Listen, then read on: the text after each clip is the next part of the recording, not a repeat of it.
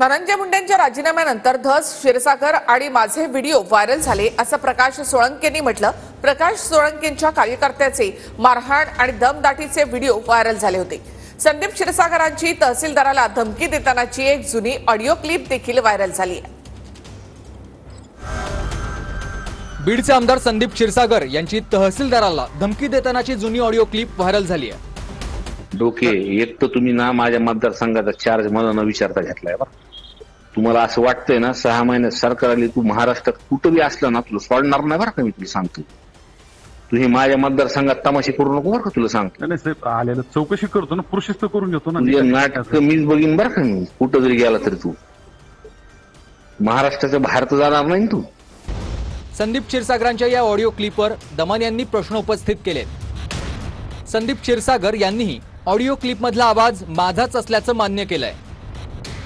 अधिकारीच fraud होता म्हणून तशी भाषा वापरल्याचं स्पष्टीकरण क्षीरसागर यांनी दिलंय। पदभार घेताना मला विचारलं नाहीये, म्हणजे काय विचारणार तुम्हाला? तुम्ही तिथले लोकप्रतिनिधी आहात, तहसीलदार डायरेक्टली अपॉइंट करून येतात आणि त्याच्यात तू मला विचारला नाहीयेस, माझी परवानगी घेतली नाहीयेस आणि तू जिथे कुठे तू याद राख, महाराष्ट्रात कुठेही जा, तुला याद राख मी तुला सोडणार नाही, याद राख तुला अमुक करीन तमुक करीन, हे जे भाषा संदीप क्षीरसागरांनी वापरली आहे ती त्यांना शोभते का? आमदार म्हणून शोभते? तो माझाच आवाज आहे, मग अशा माणसाची काय आरती केली पाहिजे का? काय नेमका विषय का? हे अधिकारी ज्या पदावरती आहेत आणि त्या पदाचा दुरुपयोग करतात। नायक तहसीलदार म्हणून तिथं ते आधी त्यांच्याकडे पद होतं, ते पद असताना तिथं जमिनीच्या खूप प्रकरणामध्ये त्यांच्या फेरफार ओढण्यामध्ये त्यांनी खूप तिथं बदमाशी केलेली। हा एक नंबरचा फ्रॉड अधिकारी आणि अशा अधिकाऱ्यांना ह्याच पद्धतीत बोलावं लागतं करून, त्याच्यामुळे सर्वसामान्य लोकांची कामं होतील। माजलगावचे आमदार प्रकाश सोळंके यांचा निकटवर्तीय सुशील सोळंकेचे दमदाटी आणि मारहाण करतानाचे व्हिडिओ व्हायरल झालेत। 10 एप्रिल 2024 रोजी सुशील सोळंकेनं तहसीलदारांनाच दमदाटी केली होती। त्यानंतर सुशील सोळंकेचा एका दुकानदाराला मारहाण करतानाचा व्हिडिओ समोर आलाय। माजलगावचे आमदार आहेत, त्यांनी हे सगळं सांगितलं पाहिजे की हे चाललंय काय। आणि आपण एका प्रकरणाबद्दल बोलतोय, एक एक एक अशी किती प्रकरणं बाहेर येत आहेत, सुमारच नाहीये त्याला। त्यांना कुठली तक्रार असेल पोलिसांकडे द्यायची होती, तसं न करता ही जे कायदा हातात घेऊन बाराबारी केली जाते ना, हे थांबवायला हवं। संतोष देशमुख हत्या प्रकरणानंतर धनंजय मुंडेंना मंत्रिपदाचा राजीनामा द्यावा लागला। त्याआधी मुंडेंच्या कार्यकर्त्यांचे असेच व्हिडिओ व्हायरल झाले होते। मुंडेंच्या विरोधात ज्या नेत्यांनी आरोप केले त्या नेत्यांच्या कार्यकर्त्यांचे व्हिडिओ आता व्हायरल होऊ लागलेत।